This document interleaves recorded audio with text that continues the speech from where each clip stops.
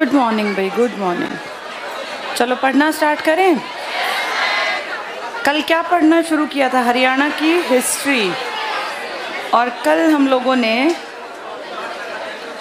पहला पेज पढ़ा था जिसमें धर्म के बारे में था। हिंदू, बौद्ध और जैन अपने हरियाणा में प्राचीन काल, जिसमें पूरे भारत में सिर्फ 3 धर्म दिखाई दिए थे। या तो हिंदू, जिसको आप सनातन भी कहते हैं, या दूसरा बौद्ध और तीसरा जैन। हिंदू धर्म, सनातन धर्म का तो आपका बहुत सारा जिक्र आया था अलग अलग तरह की किताबों में। अगर सबसे प्राचीन आपका नाम कहें तो ऋग्वेद, फिर आपका नाम ब्राह्मण ग्रंथों में था, आपका जिक्र आरण्यक में था, आपका जिक्र उपनिषद में था। ये तो चारों वो हैं जो बहुत ऑथेंटिक मानी गई हैं। इसके अलावा आपका जिक्र पुराण में भी है, जिनकी की कंफर्मेशन नहीं है कि ये सच हैं या बहुत बढ़ा चढ़ा के लिख दी गई। ये 4 ऑथेंटिक मतलब सच माने गए कि ऐसा था। इसमें आप सबका जिक्र आया, आपके पूरे हरियाणा का। पुराणों में भी कई पुराणों में किसी में आपकी नदियों की चर्चा, किसी में आपका किसी उपनिषद में आपका आर्थिक सामाजिक जीवन, किसी वेद में आपके बारे में पूरा ब्रह्म प्रदेश। और ये सब चीज़ें आपके हिंदू धर्म का जब धीरे धीरे धीरे विकास हो रहा था, क्योंकि ये काल था आपका वैदिक काल। और आप जानते हैं वेदों में ही आपके प्राचीन हिंदू धर्म के दर्शन होते हैं, जहाँ हम गाय की पूजा करते हैं, अग्नि की पूजा करते हैं और अलग अलग रूप में भगवानों की। कहीं हम यम की पूजा कर रहे हैं, कहीं पे जितने ये पवन हैं और ये सब, इन सब की पूजा की गई। ये कौन सा काल था? फिर हमने देखा था हरियाणा में बौद्ध और जैन के ऊपर भी कुछ किताबों में हमें बताया गया, जैसे मंझीम निकाय है, दिव्यावदान किताब है। इसके अलावा लोहाचार्य एक आचार्य थे जैन, एक पुष्पदंत नाम के कवि हुए, एक श्रीधर नाम के कवि हुए। इन सब ने जिक्र किया कि आपके यहाँ पर ये धर्म और ये धर्म दोनों थे। महात्मा बुद्ध के तो साक्ष्य भी हैं किताबों में कि वो आपके यहाँ आए थे। एक पंपज सूदनी करके किताब थी जिसमें वो अलग अलग जगह घूमते हुए बताए गए थे। इसके अलावा दिव्यावदान और मंझीम निकाय, ये 3 चीज़ें इनसे संबंधित। जैन की बात करें, महापुराण, नाम से तुम्हें लगेगा पुराण, लेकिन महापुराण जैन धर्म के पुष्पदंत नाम के कवि ने, लेखक ने, कौन सी शताब्दी में? 10वीं। इसका मतलब 900 प्लस के साल में इसने ये काम किया था। ये सब हमने कल पढ़ लिया था ना, घर जाके पढ़ा था तुम लोगों ने। ये इनको लर्न करना है, कहाँ से क्या मिला, किसकी क्या इंपॉर्टेंस, ये बार बार पढ़ने से याद होगा। आज आगे बढ़ेंगे इस टॉपिक पर और आज बात करते हैं कि हमें इन सब की जानकारी इन किताबों के अलावा कैसे मिली। ये तो किताबों में लिखी बातें जो कल पढ़ी, ये सब तो किताबें थी। किताबों के अलावा आपको जानकारी मिलती है अलग अलग कालों की। जैसे एक काल आपका है आद्य ऐतिहासिक, एक आपका है ऐतिहासिक, और एक आपका काल है जो इससे पुराना प्राक ऐतिहासिक। प्राक के टाइम पे तो आदमी आदि मानव था, और आदि मानव ना कपड़े पहनता था, ना कोई पका हुआ भोजन करता था। उसको बस घूम फिर के जहाँ जो मिल गया, जानवर के ही रूप में था वो। उस टाइम की चीज़ें भी आपके यहाँ पर कहते हैं 1.5 करोड़ साल पुरानी एक मानव की खोपड़ी का साक्ष्य मिला आपके हरियाणा के पंचकुला के इलाके में। कालका है ना, कालका इलाका, इसके आसपास एक आदमी को जो रिसर्च कर रहा था, उससे 1.5 या 1.5 कह लीजिए करोड़ साल पुरानी कोई मानव की खोपड़ी के साक्ष्य मिले। इसका मतलब आदि मानव था और जंगल में घूम रहा होगा, बाकी सब गायब हो गया, उसकी खोपड़ी के साक्ष्य थे। लेकिन इसके अलावा हमें इस टाइम का कुछ और नहीं मिला। आद्य ऐतिहासिक में आपको सबसे ज़्यादा जो चीज़ें मिली हैं वो किसकी मिली हैं? हड़प्पा। हड़प्पा के साथ आपके यहाँ पर सीसवाल, इनके आपको गहने मिले, कपड़े मिले, इनके खाद्य पदार्थ मिले, इनके बर्तन मिले, इनके घरों में इस्तेमाल होने वाले सामान मिले, जिनसे आपको जानकारी मिली। यहाँ किताब की बात नहीं हो रही, कल हमने सारी किताबों का जिक्र किया था, आज हम बाकी चीज़ों की बात करेंगे। ऐतिहासिक में तो फिर आपके यहाँ जैसे अशोक का पिलर मिला, इस पे आपने देखा चीज़ें लिखी हुई थी। अशोक के पिलर पे चीज़ें लिखी हुई हैं ना। अशोक के टाइम का पिलर जो कहाँ निकला था आपके? टोपरा। टोपरा पहले कहाँ था? अंबाला, लेकिन अब कहाँ है? यमुनानगर। तो आज पढ़ाई का टारगेट है उन चीज़ों से अपनी हरियाणा की जानकारी निकालना जो कल जैसी नहीं थी, जो किताबें नहीं थी, लेकिन कहीं किसी पत्थर पर कोई लिखा हुआ अभिलेख मिल गया। अभिलेख मतलब होता है रिकॉर्ड। किसी पत्थर पर, चट्टान पर आपका अभिलेख मिला, या आपके यहाँ कोई पुराने टाइम की मुद्रा या कोई आहत सिक्के मिले, आपके पंच्ड मार्क कॉइन्स। इसके अलावा आपके यहाँ कोई इसी तरह के बर्तन मिल गए, जैसे मृद भांड, भाई मिट्टी के बर्तन मिल गए, या कोई ज्वेलरी मिल गई इनके टाइम की, इस तरीके की चीज़ें। इन सब से हरियाणा के बारे में कैसे पता चला, ये आज पढ़ेंगे। एक एक करके टॉपिक को जानते हैं। पहले अभिलेख की बात करते हैं। अभिलेख का मतलब क्या बताया? रिकॉर्ड। ये कागज़ पे नहीं है, ये किसी पत्थर पर, चट्टान पर, कहीं ईंट पर कुछ भी ऐसा लिख दिया जिससे आज हमें जानकारी मिलती है कि उस टाइम के लोग क्या सोचते थे, क्या करते थे। इन्हें हमने नाम दिया अभिलेख। अभिलेख लिखवाने के कुछ कारण थे। कोई क्यों चट्टान पे लिखवाता होगा? पहला कारण, कोई अपनी प्रशंसा लिखवाता होगा कि भाई कल को मैं मर जाऊं तो मेरे मरने के बाद भी आने वाली पुश्तों को, पीढ़ियों को ये पता चले कि मैंने कितने अच्छे काम किए। जैसे अशोक का नाम याद है ना तुम्हें? 14 उसने बड़े बड़े शिलालेख लिखवाए, चट्टानें लिखवाई। तो एक कारण होता था भाई प्रशंसा, इसी को बोलते थे प्रशस्ति। थोड़ी सी टफ भाषा में कहेंगे प्रशस्ति। प्रयाग प्रशस्ति तुम्हें पता होगा, हरिशेन ने लिखी थी राजाओं के ऊपर, तो प्रशंसा के लिए। दूसरा, मान लो राजा कोई बड़ा दान देता, भाई इतने उस टाइम के इतने हजार या इतने लाख रुपए का दान, तो ये दान फिर लिखा जाता था। अब लिख के कहाँ छोड़ेंगे? चट्टान पर, कि भाई इतना दान दिया राजा ने, इतने अस्पताल बनवाए, इतनी सराय बनवाई, इतने कुएं खुदवाए, ये सब चट्टान पे लिखते थे, तो दान के लिए। तीसरा, कभी कभी राजा कोई धार्मिक कारण, भाई मुझे लगता है मेरा धर्म आगे तक चले, मैं मर जाऊं तब भी मेरा धर्म चले, तो वो चट्टान पर धार्मिक चीज़ें लिखवा गए, जैसे कोई हिंदू धर्म की, कोई बौद्ध धर्म की, कोई अलग अलग तरह की, तो धार्मिक कारण। चौथा, किसी किसी ने स्मारक, स्मारक मतलब किसी चीज़ की स्मृति, किसी की याद में, भाई कोई कहीं यात्रा पे गया, उस याद में उसने चट्टान पे कुछ लिखवा दिया। जैसे महात्मा बुद्ध ने नहीं करवाया था, 10 साल बाद कहीं गए, 20 साल बाद कहीं गए, तो इस तरह से स्मारक बना दिए गए। ये कुछ कारण थे जिसके कारण क्या किया जाता था? अभिलेख। तो या तो अपनी बड़ाई करने के लिए, या अपना दान की बड़ाई करने के लिए, या धर्म की नॉलेज देने के लिए, या स्मारक के रूप में। इस कारण से ये अभिलेख लिखवाए जाते थे। ये बेसिक बात है कि क्यों पत्थर पे लिखवाते थे। दूसरी चीज़, अब ये हमारे यहाँ कहाँ कहाँ मिले, तो सबसे पहले यमुनानगर की बात करते हैं। यमुनानगर में 2 तरह के अभिलेख मिले हैं और दोनों की इम्पोर्टेंस है। एक मिला कपाल मोचन से। कपाल मोचन एक गुरुद्वारा भी है ना? हाँ, गोपाल मोचन, सोमसर मोचन, कई नाम हैं। आवाज़ में थोड़ी सी गूंज है, हल्की सी कम कर दो आवाज़ को। कपाल मोचन कहाँ मिलेगा? यमुनानगर। कपाल मोचन में जो मिला ना लिखा हुआ अभिलेख, इसकी खासियत है कि ये अधूरा है। ऐसे लिख के आधा छोड़ दिया, पूरा नहीं लिखा। तो पूछेंगे हरियाणा में किस स्थान से अधूरा अभिलेख मिला है, तो क्या टिक करोगे? कपाल मोचन से, ये याद रखना है। दूसरी यमुनानगर की जगह है सुध। सुध की खासियत है, आज भी अगर आप दिल्ली जाएं, अब तो तुड़वा दिया, ये मोदी सरकार ने जो अपना हिस्सा बढ़ाया ये नई पार्लियामेंट का, तब ये बहुत बड़ा एक इम्पॉर्टेंट हिस्टोरिक चीज़ थी आपके इसमें दिल्ली में। नेशनल म्यूज़ियम कहते थे, जिसने देख लिया, अब तो वो टूटा फूटा ख़त्म करवा दिया। नेशनल म्यूज़ियम में इतिहास की बहुत बेहतरीन चीज़ें रखी हुई थी, और हड़प्पा अगर तुम जाके देख आते ना, तो पूरा हड़प्पा दिमाग में बैठ जाता कि इस तरह का था। राखी गढ़ी से वो जो सबसे लंबा कंकाल नहीं मिला था, राखी गढ़ी से कई फुट का, 10-12 फुट का, वो दिल्ली के नेशनल म्यूज़ियम में रखा गया। हरियाणा में नहीं है, वो कंकाल मिला था हरियाणा के राखी गढ़ी से।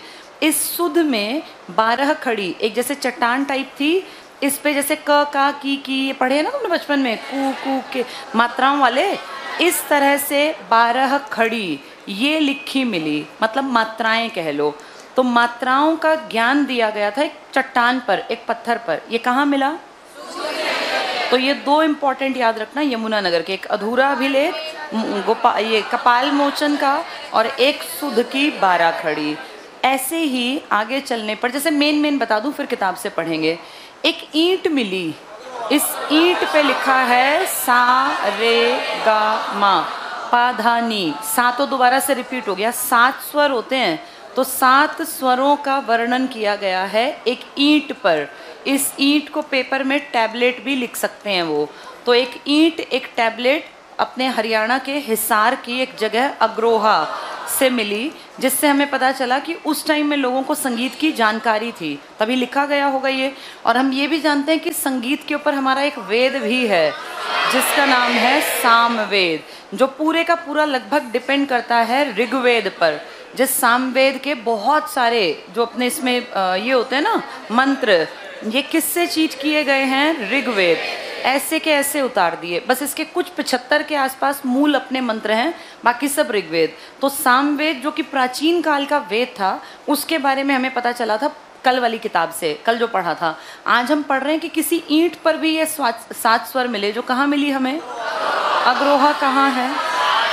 हिसार में। इसी तरह जैसे ये तो ही मेन चीज़ें, इसके अलावा सिक्कों की बात करें, सिक्के तो आपके पूरे हरियाणा में कहीं ना कहीं जहाँ मिट्टी खोदते गए सिक्के निकलते गए। अब इसको ध्यान से समझ लो। पहले आप 2 नदियों के बीच में हरियाणा को पढ़ते आए हैं, एक घग्गर और एक यमुना। कुछ लोगों का मानना है कि शायद घग्गर ही प्राचीन क्या थी? सरस्वती। कुछ लोग कहते हैं दृष्टवती। अपनी अपनी सोच है, कोई क्लियर नहीं है इस बारे में। अब ध्यान से देखो, जब आपके यहाँ पर बड़े राजा, एक बार इसको ऐसे समझें, इंडिया में सबसे पहले हड़प्पा वाले थे। हड़प्पा के बाद कौन आए थे? वैदिक काल। वैदिक काल में कौन थे? आर्य। और आर्यों का टाइम पीरियड था 1500 से 1000 और 1000 से 600। इस टाइम पर कौन सा युद्ध लड़ा गया था? महाभारत। तभी तो लोहे के हथियार थे उनके पास, क्योंकि 1000 के आसपास क्या खोज लिया था? लोहा। इसके बाद आपके देश में एक टाइम आया महाजनपद। महाजनपद 16 बड़े बड़े राजा, जिनमें आपका कुरु, पांचाल, मत्स्य और ये गांधार, जहाँ के आपने जिक्र सुने हैं। इस महाजनपद काल में ही 2 धर्म पनप रहे थे, एक बौद्ध और एक जैन। इन धर्मों को इन राजाओं ने तो बढ़ावा दिया होगा, तभी तो आगे बढ़े होंगे ये। इनके बाद अगर बड़े लेवल पे देखें महाजनपदों के बाद, तो एक बहुत बड़ा आपका वंश आया था मौर्य वंश। इस मौर्य वंश में 3 प्रतापी राजा हुए, चंद्रगुप्त मौर्य, बिंदुसार, अशोक। और अशोक के आपने देखा चनेटी का स्तूप आपके यहाँ है। अशोक के कई पुराने इस तरह के कामकाज जो आपके हरियाणा में भी थे। इसका मतलब हरियाणा भी किसके अधीन रहा होगा? जबकि इन्होंने राजधानी बनाई थी मगध, बिहार। पर ये पूरी पंजाब की बेल्ट, क्योंकि ये तो पढ़ा ही लड़का कहाँ था? तक्षशिला, पाकिस्तान के हिस्से में, लेकिन उस टाइम तो भारत था ना। तो ये सोचो मौर्य वंश के अधीन आपका हरियाणा भी था। अब जब ये मौर्य मर गए, जब ये अशोक के बाद इसके 8-10 और बेटे और पोते वगैरह हुए, फिर ये मर गए। इनके बाद का भारत ताकतवर नहीं था और उसे कहते हैं मौर्योत्तर काल। इस टाइम आपके ऊपर विदेशी आक्रमणकारी आने लग गए थे, और इन आक्रमणकारियों में एक बहुत ताकतवर, जो आप आगे जाके पढ़ेंगे, कुषाण, जिसमें एक राजा था बहुत ज़्यादा ताकतवर, कनिष्क। इसके पिताजी विम कडफिसेस, है ना, इस तरह के नाम अगर तुमने सुने हो, नहीं सुने तो जान लो। कुषाण आपके यहाँ आए, उस बीच में ये खत्म हुए थे मौर्य, और कुषाण आए थे। इसके बीच के काल को कहते हैं मौर्योत्तर काल। इस टाइम पर ऐसा माना जाता है कि जो ये पांडवों के बेटे और इनकी अगली पीढ़ियां थी ना, ये दोबारा से उभर गए थे। मौर्यों के सामने तो ये दबे रहे। जैसे इंसान मर जाता है, लेकिन उसकी अगली पुश्त तो आती रहती होगी ना। अब जैसे ये लोग 57 की क्रांति थी, उस टाइम पे अंग्रेजों ने हमारे बहुत सारे लोगों को दिल्ली से भगा दिया, लेकिन वो गए कहाँ? वहीं आसपास बस गए। आज भी 57 की क्रांति में जो लोग लड़े थे, उनके घर वाले कहीं तो होंगे ना, बस वो बताया नहीं, क्योंकि डर लगता था कि अंग्रेज पता चलते ही मार देंगे। इसी तरह से ये जो युद्ध था महाभारत वाला, इनमें सब लोगों के मरने के बाद भी तो बहुत दुनिया बची थी। वो लोग कहाँ गए? आने वाले टाइम में मौर्यों के बाद वो दोबारा से उठे थे। किस काल में? और इसी काल में जो मैंने अभी 2 नदियां बनाई थी ना, इसमें पहुंचो। इस टाइम पर आपके हरियाणा की पूरी बेल्ट में अंबाला से स्टार्ट करें और ऊपर छोड़ दो पंचकुला, वहाँ नहीं थे, अंबाला का हिस्सा उठा के, और ये मान लो ये पूरा हिस्सा जो यहाँ से, और सिरसा का हिस्सा छोड़ देना, ये पूरी बेल्ट जिसमें आपका मेन हरियाणा, जिसको आज आप कहते हैं ना जलोढ़ मैदान, जिसको बांगर में पढ़ते हैं, खादर में, ये पूरी बेल्ट नीचे की 2 पट्टियां छोड़ दो जिसमें फरीदाबाद और गुड़गांव से लगते ज़िले आते हैं। फरीदाबाद, पलवल, मेवात, गुड़गांव, रेवाड़ी, महेंद्रगढ़, ये 6 ज़िले छोड़ देना। यानी रोहतक तक की पट्टी पूरी, जिसमें सोनीपत, रोहतक, झज्जर, चरखी दादरी, हिसार, फतेहाबाद, थोड़ा सा ये सिरसा की बेल्ट छोड़ दो। इस पूरे एरिया में आगे जाके जब ये मौर्य खत्म हो गए तो जो पुराने वाले ये क्या थे, ये हाँ ये पांडव, इन्हीं के अगली पीढ़ी में से कोई बचा हुआ आगे बढ़ा और इस पूरे इलाके को नाम दिया गया, क्या नाम दिया गया इसको? इसको नाम दिया गया यौधेय। क्या कहलाए ये लोग? यौधेय। इन लोगों ने खेती को अपना मेन व्यवसाय बना लिया क्योंकि बहुत छोटी टेरिटरी में थे, कोई ये बहुत दूर नहीं फैले। लेकिन कहते हैं कि ये थोड़े बढ़ते बढ़ते बढ़ते यूपी तक गए थे, थोड़ी सी बेल्ट इनकी राजस्थान में थी, हरियाणा में, और कुछ हिस्सा इनका पंजाब में, और थोड़ा सा कहीं कहीं दिल्ली, लेकिन मेन कहें तो हरियाणा में ये फैले थे। इन यौधेय राजाओं ने अपने सिक्के बनाए और ये पूजा करते थे भगवान शिवजी के बेटा, क्या नाम था उसका, एक तो गणेश, एक कार्तिकेय। कार्तिकेय का वाहन क्या था? मोर। तो ये कार्तिकेय भगवान की पूजा करते थे, कार्तिकेय। और आगे जाके आप इस कार्तिकेय के नाम की छाप देखेंगे, जब मौर्यों से अगले ताकतवर गुप्त आएंगे ना, उसमें कुमार गुप्त होगा एक, जिसको बड़ा शौक होगा लिखवाने का चट्टाने, वो पूजा करेगा मोर की, और वही मयूर आकृति की मुद्राएं भी जारी करेगा। यानी इनके इस धर्म को आगे जाके इंडिया के सबसे ताकतवर जो वंश आएगा, जिसको आप कहेंगे गुप्त, उन लोगों ने भी माना। लेकिन क्योंकि अभी हरियाणा पढ़ रहे हैं, वापस आ जाते हैं, तो हरियाणा में गुप्त, ये मौर्यों के बाद जो सबसे ताकतवर उभरे, कौन थे वो? यौधेय। इन्होंने अपने सिक्के बनवाए, और एक जगह आपकी पड़ती है जिसको आज आप भिवानी कहते हैं ना, भिवानी, भिवानी में एक जगह पड़ती है नौरंगाबाद। नौरंगाबाद, इसी को वो लोग कहते थे प्रकृतनाक। नौरंगाबाद का ही एक नाम था प्रकृतनाक। यहाँ पे इनके सिक्कों का, प्रकृतनाक, यहाँ पे इनके सिक्कों के लिए जिसमें ढाले जाते थे, जिसको कहते हैं सांचे, सांचे कह लो, टकसाल कह लो, ये मिले हैं। तो नौरंगाबाद इनकी कैपिटल थी, इससे ये आइडिया लगा क्योंकि कैपिटल में ही ऐसी चीज़ें मिलती हैं। तो यौधेय मोर की पूजा करते थे, भगवान कार्तिकेय की पूजा करते थे। इनकी राजधानी थी नौरंगाबाद, प्रकृतनाक, भिवानी की जगह, और यहीं पर क्या मिले इनकी? टकसाल। इसके अलावा इनकी एक टकसाल मिली है खोखरा कोट, कहाँ पड़ेगी? रोहतक। तो भिवानी रोहतक की बेल्ट में इनकी राजधानी भी है और इनके सिक्के भी बनते हैं, यहीं से सिक्के ज़्यादा मिले। ये किसके बाद उभरे हैं? जब कौन दब गए? मौर्य। और कौन नहीं आए अभी? अभी गुप्त नहीं आए, उस दौर की बात है। ये समझ में आ गया? ये इनको आयुध जीवी लिखा गया है। क्या कहा गया इनको? हाँ, आयुध जीवी का मतलब होता है जो खेती करके अपना पेट भरते हों, उन्हें आयुध। इसका मतलब ये नहीं कि लड़ाई झगड़े वाले, आयुध जीवी खेती करके अपना पेट भरने वाले, लेकिन ज़रूरत पे लड़ाई भी कर सकें। ये थे हरियाणा के मेन लोग। जब कौन सा काल खत्म हुआ था? मौर्य काल। अब इनके पैरेलल में छुटपुट से इसी इलाके में, जैसे हम कहें भाई भारत में बीजेपी की सरकार है, लेकिन भारत में छोटे छोटे स्टेट्स में अलग अलग सरकारें भी हैं ना, ऐसे 3 चीज़ें इनके पैरेलल में और यहीं पर एक इस इलाके में डेवलप हुए, जिनको नाम दिया गया था कुणिंद। कुणिंद। एक आपके महेंद्रगढ़ की बेल्ट में, जिन्हें नाम दिया गया अर्जुनायन। अर्जुनायन। ये 2 और याद रखना। ये तो थे यौधेय, इसी के आसपास अग्र भी, आगे जाके छोटे से एरिया में अग्र, हाँ जो अग्रोहा है ना, हिसार की बेल्ट, वहीं पर। तो अग्र तो वैसे भी अग्रोहा याद रहेगा। कुणिंद अंबाला वाली बेल्ट में, अर्जुनायन महेंद्रगढ़ वाली बेल्ट में। और ये पूरी बड़ी बेल्ट ये किसकी थी? ये किसकी पूजा करते थे? कार्तिकेय भगवान की, जिनका वाहन क्या था? आगे जाके तुम्हें मोर की मुद्राएं कहाँ दिखेंगी? गुप्त काल में कुमार गुप्त, यानी वो भी किसकी पूजा करते होंगे? कार्तिकेय की। इतना समझ में आ गया? ये हमारी सिक्कों की बातें हुई।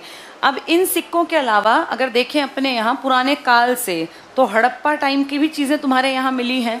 हड़प्पा के टाइम के तुम्हारे मेन स्थल जो तुम ऑलरेडी जानते हो, एक का नाम है मीता थल, एक का नाम है जो ये अपना हिसार के आसपास था, क्या नाम था इसका? बनावली, फतेहाबाद हिसार वाला। और एक था आपका राखी गढ़ी। राखी गढ़ी। ऐसे कुनाल, बालू, भाई भगवानपुर, दौलतपुर, ऐसे बहुत सारे हैं। मीताथल कहाँ है आपका? भिवानी में। बनावली कहाँ है? फतेहाबाद। और राखी गढ़ी हिसार। इस पूरी बेल्ट में कई जगह ऐसी साइट्स मिली जिससे आपको आइडिया लगा कि हड़प्पा के बड़े बड़े साइट आपके यहाँ थे। और सबसे बड़ा साइट क्या था? राखी गढ़ी। एक और साइट है आपकी भिड़ाना, ये हरियाणा की सबसे पुरानी जो हमें मिली है, सबसे प्राचीन साइट वो भिड़ाना की। भिड़ाना कहाँ है? भिड़ाना फतेहाबाद का इलाका है। भिड़ाना फतेहाबाद की ओल्डेस्ट, लेकिन अगर लार्जेस्ट साइट पूछ लें तो राखी गढ़ी। और कहें सबसे बढ़िया खेती किस साइट पर थी? बनावली पर। तो ये सारी साइट्स हड़प्पा की। इनमें फिर इनके सिक्के जो उस टाइम चलते होंगे, मुद्रा वगैरह, ये सब मिला। ठीक है। एक सभ्यता थी आपकी पुरानी जिसका नाम था सीसवाल। ये किसके आसपास थी? हाकड़ा नदी। हाकड़ा तुम्हारी क्या थी? सरस्वती, जिसको आज तुम क्या कहते हो? घग्गर। तो ये सीसवाल एक गांव का नाम है। ये कहाँ पड़ेगा आज? हिसार। इसके आसपास की बेल्ट में कहते हैं हड़प्पा से भी ज़्यादा प्राचीन चीज़ों के साक्ष्य मिले हैं। तो ऐसा अंदाज़ा है कि शायद ये राजस्थान की बेल्ट से चलते चलते हरियाणा की तरफ आए होंगे और आके अपने इसी बेल्ट तक सीमित रह गए। किसके आसपास का इलाका है ये? हिसार। हिसार के आसपास छोटी सी सभ्यता थी, पर क्योंकि अलग थी इसलिए पढ़नी ज़रूरी और एग्जाम में आ जाती है। क्या नाम दिया गया इसको? हाँ, ये किस एरिया के आसपास है? हाकड़ा। हाकड़ा नदी है जो आगे जाके कहाँ दिखाई देती है आपको? राजस्थान। तो बहुत लोगों का मानना है कि शायद राजस्थान से परेशान होकर ये वेदर से अपनी तरफ आए होंगे और आके यहाँ ये बस गए होंगे, लेकिन इनके बारे में लिखित साक्ष्य नहीं है, बस एक आइडिया लगाया। इस तरह धीरे धीरे धीरे हरियाणा में मौर्यों के साक्ष्य मिले, अशोक के।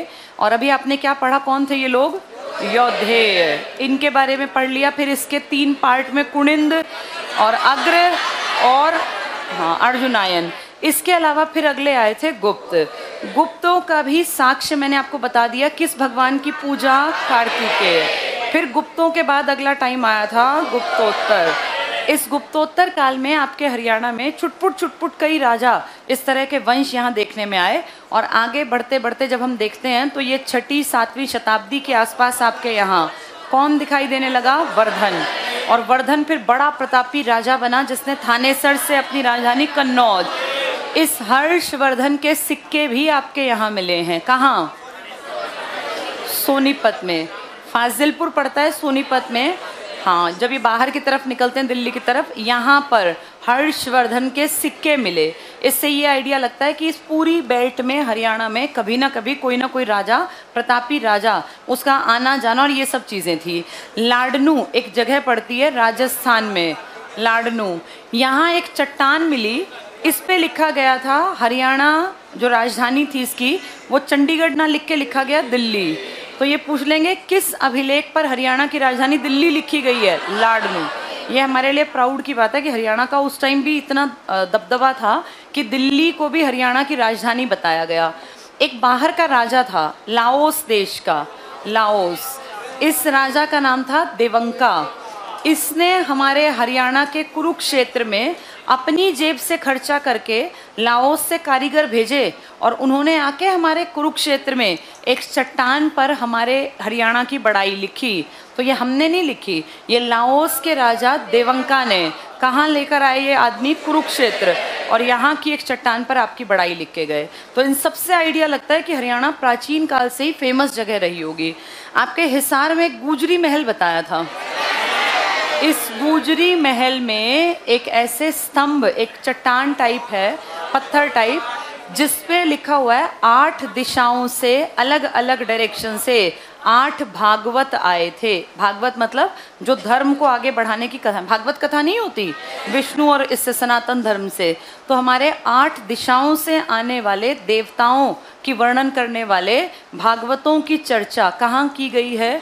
गुजरी महल के इस चट्टान पर। ऐसे ही हाँसी की बात करें तो हाँसी में एक ऐसे पत्थर मिला जिस पर लिखा हुआ था पृथ्वीराज चौहान के बारे में। और चौहान के बारे में हाँसी में क्यों लिखा होगा? क्योंकि ये भिवानी, हाँसी, हिसार, दिल्ली, इन्हीं इलाकों में तो रहता था। इनकी कचहरी नहीं थी आपके यहाँ भिवानी के पास। और हाँसी का जो किला है ये किसने बनवाया था? पृथ्वीराज चौहान ने। तो तो इनसे जुड़ा एक पत्थर यहाँ मिला। ये बातें समझ में आ गई? ऐसे बहुत सारी छोटी छोटी बातें हैं जो किताब से पढ़ेंगे तब याद होंगी। अब देखो जरा बुक में अगला टॉपिक, तुम आओ पेज नंबर 10 पर थे कल हम शायद। ये जैन ग्रंथ और ये पढ़े थे ना, पंपज सूदनी और ये महापुराण और ये भद्र बाहुचरित। हाँ, नवीन पुस्तकों में एक आदमी थे पंडित श्री राम शर्मा, जो आप जानते हैं, पंडित श्री राम शर्मा। कितने साल लगभग सत्याग्रह में, जेल में? 7 से 9 साल, अलग अलग लिखते हैं। कितने सत्याग्रहों में? 5। किसके सत्याग्रह थे ये और कहाँ के थे ये पंडित श्री राम शर्मा?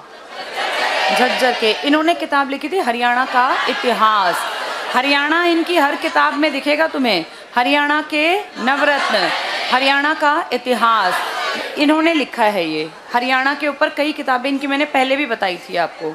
देखो ज़रा, वही है, पेज 11 पर आ जाओ। पहला पॉइंट, श्री राम शर्मा जहाँ लिखा है ये वही पंडित श्री राम शर्मा है।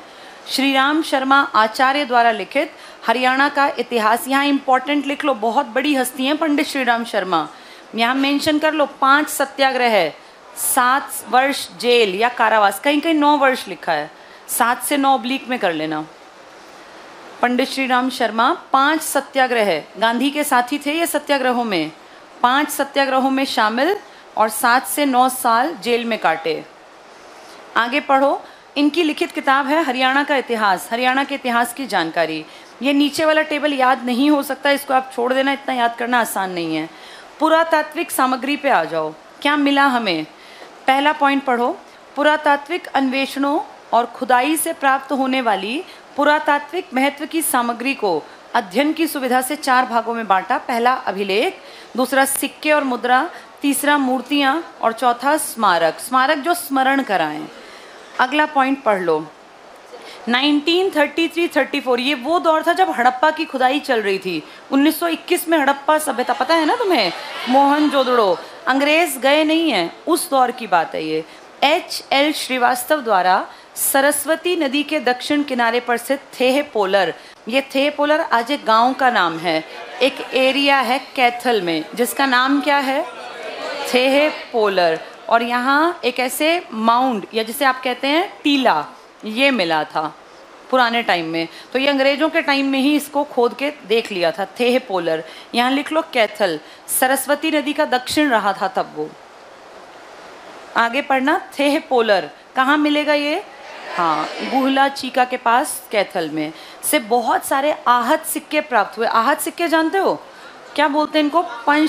हाँ, इन्हें कहते हैं पंचमार्क्ड कॉइन। ये क्या थे? आहत सिक्के। आहत मतलब क्या होता है? कोई आहत होना मतलब किसी चीज़ को चेंज करना। जैसे इंसान आहत हो तो वो इमोशनल है। सिक्के कैसे आहत करते थे? इस टाइम कोई मशीन नहीं थी, तो जैसे मान लो तांबे का सिक्का बनाया, थोड़ा टेढ़ा मेढ़ा बनेगा ही बनेगा, तुम एग्जैक्ट गोल कैसे बनाओगे? अब ये राजा ने ही बनाया है, कैसे पता चले? क्योंकि तांबा तो कोई भी अपने घर बना लेगा इसका सिक्का, तो इस पर राजा की एक स्पेशल तरह की मोहर बनती थी। मान लो उस पर कोई ऐसे सींग से बना दिए, कुछ यहाँ ऐसा कोई मार्क बना दिया। अब ये सिर्फ राजा के पास होगी, किसी और के पास मिली तो राजा उसको राजद्रोह के उसमें फिर मरवा देगा। तो राजा की मोहर लेके और इस सिक्के के ऊपर थोड़ा टाइट ऐसे मार्क करते थे। तो जितने सिक्के राजा बनवाता था उन सब पे पंच मार्क होगा, यानी इस मोहर का निशान होगा। इनकी शेप एग्जैक्ट गोल नहीं होती थी क्योंकि उस टाइम मशीन से सिक्के नहीं बनते थे आज की तरह। तो इनकी पहचान सिर्फ ये थी कि ये क्या कहलाते थे और किसकी मोहर के साइन होंगे, मतलब होगी ये राजा की। तो राजा के अलावा कोई अगर बनाएगा तो पकड़ा जाएगा। इनका ये फ़ायदा था। आहत सिक्के, ये टिक कर लो, आहत सिक्के पंचमार्क कॉइन्स, जिनमें कुषाण राजाओं के सिक्के। वासुदेव, कुषाण कौन? जो ये किसके बाद आएंगे? मौर्यों के बाद। और ये आके फिर किन लोगों को, हमारे वालों को भगा देंगे, जो हमारे वो छोटे से बड़े बन गए थे। योद्धेय, योद्धेय इनसे लड़ेंगे, कुनिंद इनसे लड़ेंगे, अर्जुनायन लड़ेंगे, पर सब हार जाएंगे, ये जीतेंगे। कुषाण नरेश विदेशी हैं ये। वासुदेव और योद्धेयों के सिक्के भी शामिल हैं। योद्धे कब आए हैं, किसके बाद? मौर्यों के बाद। और योद्धेयों को हरा के कौन भगा देगा? कुषाण। फिर कुषाणों के बाद आगे जाके आएंगे गुप्त, और गुप्तों के बाद फिर आपका हर्षवर्धन, फिर तोमर, फिर चौहान, और फिर मध्यकाल। अगला पॉइंट सिर्फ पढ़ लो। प्रोफेसर बी लाल द्वारा कुरुक्षेत्र के कई ठिकानों अमीन, पेहोवा, थानेसर आदि का सर्वेक्षण किया गया, जहां से अति महत्वपूर्ण पुरातत्व सामग्री इकट्ठी की गई। पंजाब यूनिवर्सिटी के तत्वावधान में 1964-65 में सुध को अंडरलाइन कर लो, तुम्हारे हरियाणा बनने से पहले सुध कहाँ? यमुनानगर, YN लिख लो। 68 में मीताथल भिवानी लिखते चलना, और 70 में सीसवाल को खोदा गया। ये सीसवाल कहाँ? ये किसने किया था सीसवाल और मीताथल में काम? तुम्हारे हरियाणा से एक आदमी थे, प्रोफेसर डॉक्टर क्या लिखते थे उनका नाम? सूरजभान। इसको थोड़ा सा ध्यान से सुन लो। पंजाब यूनिवर्सिटी काम कर रही थी आपका हरियाणा बनने से पहले, और जो आपका यमुनानगर का सुध है ना, ये हरियाणा बनने से पहले खोज लिया गया था इसका कामकाज। लेकिन आपके जो डॉक्टर सूरजभान जी हैं, इन्होंने आपकी 2 साइट्स में ज़्यादा काम किया, एक मीताथल में और एक सीसवाल में। मीताथल का काम हरियाणा बनने के बाद ज़्यादा हुआ 68 में, और सीसवाल का 70 में। लेकिन सुध का काम पहले ही हो गया था आपका हरियाणा बनने से पहले। 64-65 में सुध यानी यमुनानगर पे काम कर चुके थे पंजाब यूनिवर्सिटी के अंडर। फिर आप काम करेंगे KU के अंडर, कुरुक्षेत्र यूनिवर्सिटी के अंडर, क्योंकि यहीं प्रोफेसर होते हैं, यहीं हिस्ट्री की सारी जानकारियाँ होती हैं। ये टिक कर लो। तो पंजाब यूनिवर्सिटी में 64-65 में सुध, हमारा हरियाणा बनने के बाद मीताथल, सूरजभान जी लिख लेना यहाँ, इन्होंने बहुत काम किया सूरजभान जी ने हरियाणा के पार्ट पर। और 70 में सीसवाल। तो मीताथल पे पहले काम हुआ हरियाणा में या सीसवाल पर? पहले मीताथल पर 68, फिर जाके सीसवाल। लेकिन सीसवाल से जो सामान निकला वो मीताथल वाले सामान से ज़्यादा पुराना निकला, क्योंकि वो हड़प्पा से भी पुराने लोग थे।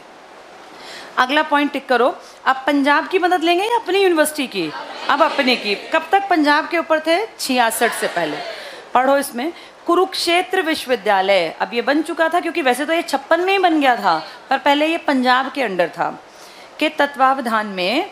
बस अगली लाइन टिक करना। दौलतपुर, तुम जानते हो दौलत, और ये सारी चीज़ें कहाँ हैं? कुरुक्षेत्र में। दौलतपुर, इसी लाइन में आगे राजा कर्ण का किला, अगली लाइन में मिर्ज़ापुर, ये सब कहाँ हैं? दौलतपुर और ये सारे, ये कुरुक्षेत्र में। और बालू जींद में है क्या? बालू कैथल में है, जींद काट दो, कैथल कर लो, इसकी भी खुदाई की गई। तो पूछेंगे हरियाणा की स्थापना के बाद कौन से 2 बड़े स्थल डॉक्टर सूरजभान द्वारा खोजे गए? तो मीताथल और सीसवाल। पहले मीताथल भिवानी 68 में और 70 में सीसवाल। हरियाणा बनने से जस्ट पहले कौन सा? सुध। तब आप किस यूनिवर्सिटी के अंडर काम करते? पंजाब। ये कहाँ है सुध? यमुनानगर में। अगला पॉइंट देखो, महर्षि दयानंद विश्वविद्यालय MDU। अब आपकी यूनिवर्सिटी काम कर रही हैं, पहले आप सारा काम किससे करवा रहे थे? पंजाब, फिर आपकी KU और अब आपकी MDU। अंडरलाइन करो। महर्षि दयानंद विश्वविद्यालय द्वारा जींद और खोखरा कोट बहुत काम का है। कहाँ है ये? रोहतक। इसमें इसको खोद के इसकी साइट्स निकाली। अब अपने आप भी दिमाग दौड़ा सकते हो, रोहतक के आसपास कौन सी यूनिवर्सिटी काम करेगी? और कुरुक्षेत्र के आसपास आपकी एक यूनिवर्सिटी पहले आपके बनने से पहले ही काम कर रही थी, जिसने कौन सा इलाका? सुध। डॉक्टर सूरजभान ने 2 साइट पे काम किया, एक मीताथल, एक सीसवाल। पुरानी साइट है सीसवाल, लेकिन उस पे काम बाद में हुआ, पहले काम हुआ मीताथल पे। ठीक है। इसके बाद ऊपर देखो पहला पॉइंट, इसमें देखना, हरियाणा पुरातत्व सर्वेक्षण विभाग द्वारा 74-75 में बनावली पहले कहाँ था? हिसार में। अब कहाँ है? हाँ, बनावली लिख लो यहाँ, पहले हिसार, अब फतेहाबाद। अगर पूछे अब कहाँ स्थित है तो फतेहाबाद, लेकिन जब इसको खोदा गया तब ये कहाँ था? हिसार, क्योंकि फतेहाबाद आपका 1997 में बना था और ये खोद लिया गया है 1975 में, तब तक ये हिसार था। यहाँ लिख लो, पहले हिसार अब फतेहाबाद। आगे अंडरलाइन करो। और अग्रोहा, इसको, अग्रोहा कहाँ है? हिसार। इस पे भी आपके हरियाणा के पुरातात्विक विभाग ने काम किया। और कुणाल कहाँ है? फतेहाबाद। लिखते चलो ये, कुणाल फतेहाबाद। इन सब के ऊपर काम किया। इसका मतलब आपके ऊपर पहले काम किया पंजाब यूनिवर्सिटी ने, कौन से इलाके में, सुध। फिर आप अलग हो गए, आपके डॉक्टर सूरज भान ने 1968 में मीताथल, 70 में सीसवाल, फिर एक 70 से 80 के दशक में छोटे छोटे कई साइट खोद लिए गए। फिर आपके पुरातात्विक विभाग ने कहाँ काम किया, 3 मेन जगह, फतेहाबाद के एक किस्में, हाँ जो पहले किस्में था हिसार में, अब कहाँ है, फतेहाबाद। कौन सी जगह है ये, बनावली, ये अंडरलाइन कर लो। अग्रोहा और कुणाल, ऐसा नहीं कि इससे पहले खुदाई नहीं हुई, लेकिन बड़े पैमाने पे फिर हमने अपने आप की। नेक्स्ट पढ़ना, भारतीय पुरातत्व सर्वेक्षण विभाग, ये इंडिया का है। आप जो ये बनावली और ये पढ़ रहे हैं ना ऊपर, ये आपका था। तो ये आर्कियोलॉजिकल सर्वे ऑफ इंडिया ने हरियाणा में भगवानपुर, कहाँ भगवानपुर, कुरुक्षेत्र, लिख लो यहाँ कुरुक्षेत्र, और काशीतल का उत्खनन। काशीतल के बारे में एक बात बता देती हूँ, हमारे हरियाणा के एक बहुत बड़े आदमी थे डॉक्टर सिलक राम फोगाट, उनका नाम था सिलक। सिल्क रखना चाहते होंगे पर सिलक रख दिया होगा, या सीलक होगा, सिल्क तो क्या रखेंगे, सीलक होगा, है ना। हाँ, क्योंकि अब गूगल तो सीलक नहीं लिखेगा तो वो सिल्क लिख देगा, इनका नाम होगा सीलक। अपने लोकल भाषा में ठंडक से ये नाम दिया गया होगा, अब पढ़ लिख गए तो टीचर्स ने नाम थोड़ा बदल दिया। सीलक राम फोगाट बहुत बड़े आदमी थे, और इन्होंने रिसर्च करके एक अजीब बात बताई जो कोई मानता नहीं है, लेकिन हम हरियाणा के लोग हैं तो हम कहते हैं हो सकता है ऐसा। इनका कहना है कि जो आज काशी यूपी में है ना, वो एक टाइम पर काशी हरियाणा था। ऐसा नहीं कि वो जगह यहाँ थी, इनका कहने का मतलब है कि जिसको आज आप काशी के नाम पे पूछते हो ना, भाई भगवानों का नगर कहता है काशी, आपका भी तो हरियाणा की काशी बना रखी है। एक टाइम पर हरियाणा की भूमि को ही क्या माना जाता था, काशी। ये किसका कहना है, ये लाइन लिख लो यहाँ, ये जो लिखा है इसके बारे में लिखो। डॉक्टर सीलक राम फोगाट के अनुसार थेहे पोलर, थेहे पोलर, थेहे पोलर कहाँ, कैथल, लिख लो, थेहे पोलर ही पुरानी काशी थी। लेकिन ये एक आदमी कह रहा है, इसको सब नहीं मानते। डॉक्टर सीलक राम फोगाट के अनुसार थेहे पोलर, जो आप सबसे पहली लाइन में पढ़ के आए थे पीछे, थेहे पोलर, ये पड़ेगा आपके कैथल में। तो डॉक्टर सीलक राम फोगाट के अनुसार थेहे पोलर कैथल ही काशी थी। ठीक है, तो जहाँ काशी तल आया वहाँ उनका नाम याद कर लेना। तो कहेंगे किस बड़े इसके साइंटिस्ट के अकॉर्डिंग हरियाणा में भी काशी थी, सीलक राम फोगाट। कौन सा एरिया, थेहे पोलर, कहाँ है थेहे पोलर, कैथल। कैथल को वैसे भी आज भी हम क्या कहते हैं, हरियाणा की काशी। तो इन्होंने, वो तो सब लोग मानते हैं, लेकिन इन्होंने कहा था कि उस टाइम जो काशी थी वो यही काशी थी। अगले पॉइंट पर आ जाओ, अभिलेख। अभिलेख मुख्यतः 5 प्रकार के होते हैं, टिक कर लो। धर्म से जुड़े धार्मिक, प्रशंसा वाले, यहाँ प्रशस्ति लिख लो, जो अपनी बड़ाई के लिए लिखे जाएं, प्रशस्ति। स्मारक, जो किसी स्मरण में लिखे जाएं। आज्ञा देने के लिए भी, भाई राजा की आज्ञा है ऐसा करना है। और दान का भी वर्णन करवाते थे राजा। तो 4-5 कारणों से राजा चट्टानों पे अंकित करवाते थे अपनी बड़ाई, अपने दान, अपना धर्म, अपने स्मारक, या फिर एक और क्या था, आज्ञा, भाई हम आज्ञा दे रहे हैं कि ऐसा नहीं करना, इस तरह से। पूरा अवशेष और उनके प्राप्ति स्थल से पहले, इनको भी छोड़ दो, नीचे आ जाओ, ये पूरे इंपॉर्टेंट है हर एक लाइन, पर इसको बाद में पढ़ाऊंगी। टेबल के नीचे टिक करना। हरियाणा में हमें अभी तक उपयुक्त 5 श्रेणी जिसमें प्रशस्ति आ गया, धर्म आ गया, दान आ गया, राजा की आज्ञा, ऐसे 37 अभिलेख प्राप्त हुए हैं, यानी लिखी हुई चट्टान या पत्थर। कितने मिले हमें, 37। अगला पॉइंट पढ़ो। हरियाणा से प्राप्त अभिलेखों में सबसे प्राचीन अभिलेख टोपरा स्तंभ। ये टोपरा किसका, अशोक का। इसको बोर्ड पे देखो एक बार। हम सब जानते हैं अशोक किस धर्म को अपना गए थे, और अशोक ने फिर बड़ी बड़ी चट्टानें लिखवाई थी ना, और कितने ढेरों उसने अभिलेख, चट्टानें, स्तूप। इनमें से तुम्हारे यहाँ पर कौन सी जगह था, टोपरा। तब ये किसका पार्ट था, अम्बाला। अब कहाँ है, यमुनानगर। इस टोपरा में एक ऐसे स्तंभ टाइप था, इस स्तंभ पे अगर तुम अब देखो ना, जैसे किसी भी, अगर मैं यहाँ पे एक पिलर खड़ा करूँ तो उसके 4 डायरेक्शन हो गई। अगर मैं अपने और तुम्हारे बीच में यहाँ एक पिलर खड़ा करूँ, एक साइड तुम्हें दिखेगी, एक मुझे, और 2 साइड में होंगी। ये 4 अलग अलग दिशाओं से अलग अलग लिपियाँ लिखी हुई दिखती हैं इसमें। मतलब लिपि तो खैर ब्राह्मी है, भाषाएं कई इस्तेमाल की गई। और इस अशोक का जो ये पिलर था, इसमें अलग अलग 4 तो ये हुई, और नीचे कहते हैं 3 अलग अलग पार्ट में थी। अब तो खैर ये टुकड़ों में भी दिखाई देता है, और इसकी प्रतिलिपि आप देख सकते हैं म्यूजियम में, जब तोड़ दिया कहीं और रखा होगा उसका सामान। टोपरा का ये जो बहुत बड़ा एक पिलर था जो अशोक ने कभी पुराने टाइम में लगवाया था, यहाँ घूमते घुमाते कौन आया था? वो फिरोज शाह। और इस फिरोज शाह ने अपने लोगों को आदेश दिया कि यहाँ टोपरा से स्तंभ को निकालो और इसको दिल्ली ले जाओ। तब कोई मशीन नहीं थी कि वो इतने बड़े भारी भरकम इस लोहे को ले जाए।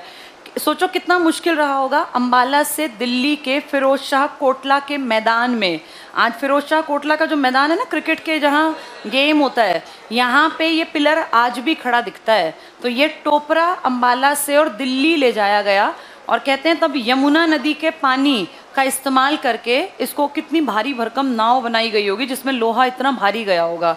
तो ये नाव से ढोया गया, और तो कोई तरीका ही नहीं था। यहाँ से वहाँ लोहा कैसे ले जाएं, ट्रक थोड़ी ना थे तब। तो इसकी आज भी कहीं कहीं पेंटिंग्स मिलती हैं जिनमें ऐसा एज्यूम किया गया, ऐसे पेंटिंग बना दी और एक भारी भरकम सी नाव, और उसके बीच में ऐसे ये लेटा रखा था लोहे का स्तंभ। तो इसको दिखाया गया कि किस तरह से इस राजा ने टोपरा से, अंबाला से, और स्तंभ कहाँ तक पहुँचवाया था? दिल्ली तक। इसके ऊपर है, सबसे पुराना है, क्योंकि अशोक के दादा और पिताजी का कोई ऐसा साक्ष्य नहीं मिला। ये टिक कर लो, अशोक का सबसे पुराना टोपरा स्तंभ। यहाँ लिखो इसके बारे में, टोपरा के बारे में लिख लो। फिरोज शाह कोटला मैदान में है। अब फिरोज शाह कोटला मैदान में,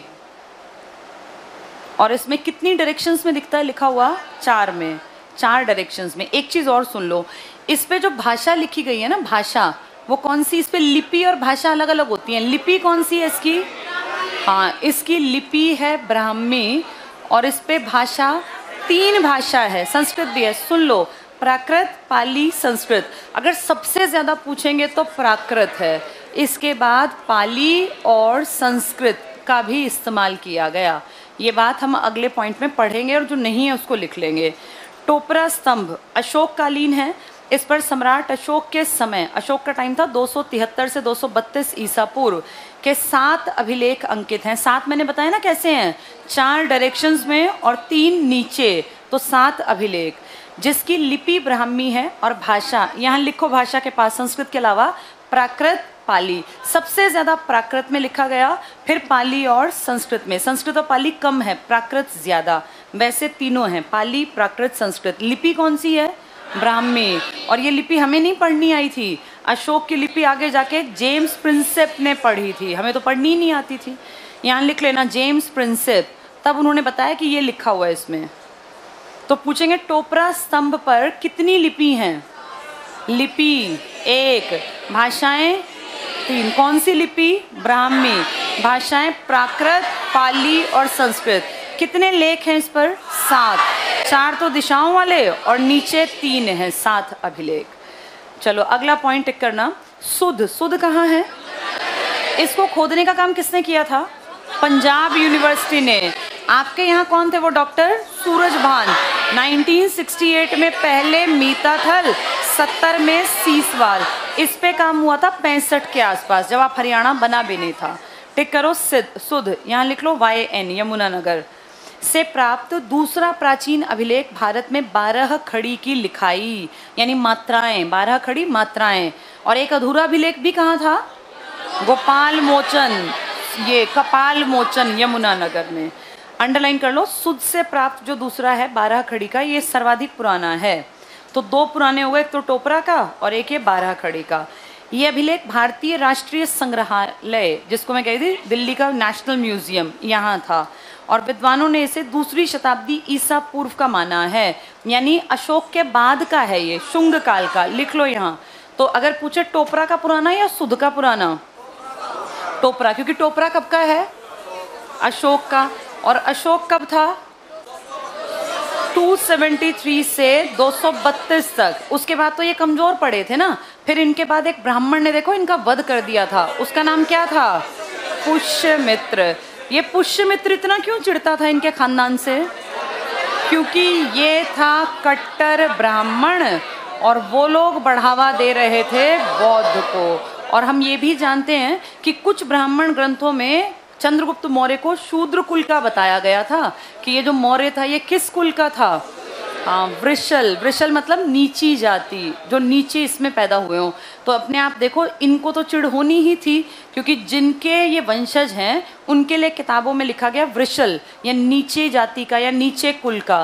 तो इनको ये लगता था कि ये लोग राज कर रहे हैं जो कि नीचे कुल के हैं। इसलिए इन्होंने जब ये सेनापति बने तो राजा को बिना आभास कराए अपनी सारी फौज में कौन भर्ती कर लिए? ब्राह्मण। और सेनापति के अकॉर्डिंग फौज चलती है, राजा के अकॉर्डिंग नहीं। तो सेनापति ने फिर फाइनली जाके इनके अंतिम जो सबसे लास्ट में बृहद्रथ था उसको मार के और अपना पूरा राज्य जो पार्ट था ये अपने अधीन कर लिया। और ये काल कब था? ये था आप मानो 175 ईसा पूर्व से, इसलिए कहते हैं दूसरी शताब्दी ईसा पूर्व से। लेकिन ये लंबे नहीं टिकेंगे, क्योंकि इनके रहते रहते ही एक वंश आ जाएगा जिसका नाम है कुषाण।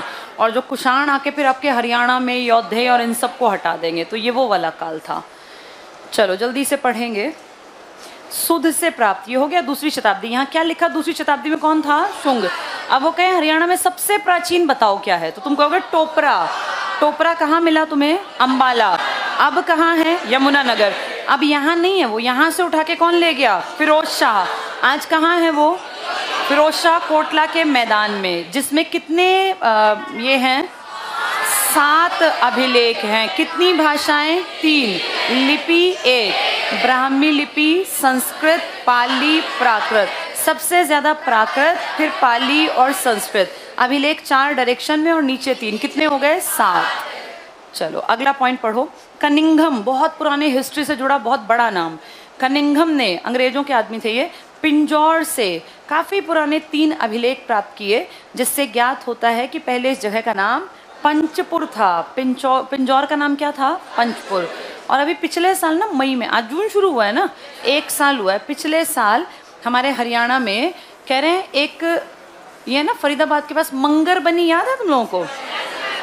मैंने कई बार इस बारे में बताया। मंगर बनी फॉरेस्ट है यहाँ, और अरावली का पूरा एरिया देखो जहाँ पे टाइगर हाँ इस तरह का मेंटेन कर रहे हैं। असोला भाटी माइंस बताई थी तुम्हें। इस मंगर बनी में ना पिछले साल मई 2021 में ऐसे, जैसे पुरानी साइट है, कोई जाता आता है नहीं, जंगल टाइप है। यहाँ पे जो हिस्ट्री पे रिसर्च करते कुछ लोग हैं, ऐसे थोड़ी पहाड़ी सी थी और इस पहाड़ी पे ना ऐसे चित्र मिले हैं 2-4 ऐसे बनाए हुए, जैसे किसी ने कोई सा नुकीला सा लेके कुछ औजार और चट्टान पे ये बनाने की कोशिश की हो। ऐसा आइडिया लगा रहे हैं कि शायद ये जो ड्राइंग बनी है इक्की दुक्की सी, ये 1 लाख साल पुरानी है। ऐसा ना हो किसी बच्चे ने शैतानी की और जाके ऐसे बना आया हो, ऐसा भी हो सकता है। पर ऐसा माना जा रहा है कि इस चट्टान की ये जो मिली है ड्राइंग, ये कितने साल पुरानी है? 1 लाख। 1 लाख साल पहले भी, जैसे मैंने बताया 1.5 करोड़ साल पहले की खोपड़ी कहाँ मिली? अरावली, ये अपना शिवालिक में, शिवालिक में। तो ये अरावली में मिला। ये पेंटिंग ये इशारा करती है कि यहाँ इंसान रहता होगा। और पेंटिंग किसने बनाई और कितने लाख साल पुरानी बता रहे हैं? 1 लाख। अगर ऐसा है तो इसका मतलब हरियाणा में पुराने टाइम में आदिवासी, ये आदि मानव का वास था, क्योंकि आदि मानव इसी टाइम पे थे जब आदमी को अकल नहीं थी। ये पाषाण काल के थे। कोई इन्होंने ऐसे नुकीला सा लेके और उससे ये बना दिया। अभी खोजा है ये, पिछले साल 1 ही साल हुआ है। कहाँ खोजा गया ये? मंगर बने। तो मान लो पूछ लें कि हरियाणा में 1 लाख वर्ष पुरानी मानव निर्मित पेंटिंग कहाँ बनी है, कहाँ मिली है? मंगर बनी। मंगर बनी तुम्हारे कहाँ पड़ता है? फरीदाबाद से लगता है एरिया। चलो जल्दी से टिक करो ये। कनिंघम ने पिंजौर से, पिंजौर से मुझे याद आया क्योंकि पिंजौर में ही क्या मिली थी? वो खोपड़ी। 1.5 करोड़ साल। अगला टिक करो। हर्ष के समय। हर्ष किस शताब्दी का है? 7वीं। पैदा हुआ 6ठी शताब्दी में और मर गया 7वीं में। तो 6ठी 7वीं 7वीं शताब्दी लिखते हैं क्योंकि राजा बना था 606 में। लिख लो यहाँ 606 से 647। सोनीपत से प्राप्त तांबे की मुद्रा से हमें पुष्यभूति नरेश, यानी इसके बाप दादा परदादा हर्षवर्धन के वंश वृक्ष की जानकारी प्राप्त होती है। तो सोनीपत से कोई तांबे की मुद्रा मिली, इसमें इसका सबसे पहला पुष्यभूति, फिर उसका बेटा, फिर उसका बेटा, फिर उसका बेटा। किसका वंश का वृक्ष था ये? हर्षवर्धन। तो पूछेंगे हर्षवर्धन के वंश के जो एक पूरा एक सिक्का मिला, वो कहाँ मिला? सोनीपत में। ये इम्पॉर्टेंट है, मोस्ट इम्पॉर्टेंट में है। सोनीपत में तांबे की मुद्रा मिली, किसके वंश की? हर्षवर्धन। अगला टिक कर लो। 9वीं शताब्दी मतलब 800 कुछ, जब तुम्हारे यहाँ पे ना हरियाणा के ऊपर मारकाट मचने लग गई थी। क्यों? क्योंकि अब सारे ताकतवर राजा खत्म हो गए थे। किसके बाद सब खत्म हो गया था? हर्षवर्धन। हर्षवर्धन कब मर गया था? 647। इसका कोई बेटा तो था नहीं, तो अब हरियाणा वीरान, अनाथ, सुनसान। इस टाइम पर कुछ लोग उभरे, जिनमें तोमर थे, जिनमें आगे जाके भादानक आएंगे, हाँ, गुर्जर प्रतिहार आएंगे, गुर्जर प्रतिहार, और फिर आगे जाके आप देखोगे चौहान। ये 200 साल के अंदर की कहानी है सारी। इनमें ये आए, राज किया और चले गए। फिर चौहानों से टक्कर किसकी होगी? मोहम्मद गौरी की। और फिर मध्यकाल के ये सारे जो मुस्लिम शासक हैं। जल्दी से इसको पढ़ लो, लास्ट पॉइंट। 9वीं शताब्दी के पेहोवा, पेहोवा कहाँ है आपके? कुरुक्षेत्र से प्राप्त भोजदेव, कोई राजा था ये। इसका अभिलेख से हमें पता चलता है कि पेहवा घोड़ों के व्यापार के लिए, ये वेरी इंपॉर्टेंट लिख लो, पूछेंगे किस अभिलेख से तुम्हें पेहोवा के घोड़ों के व्यापार की जानकारी मिली? भोजदेव। इंपॉर्टेंट। कौन से शताब्दी का है ये? 9वीं का। चलो बाकी कल पढ़ेंगे। हाँ जी, कौन सी? सीसवाल। ये लगा लो, ये थी 2500 ईसा पूर्व से पहले, क्योंकि 2300 ईसा पूर्व में तो हड़प्पा के साक्ष्य हैं। कल कराऊंगी, ये कल आएगा, कल पाषाण काल पढ़ेंगे।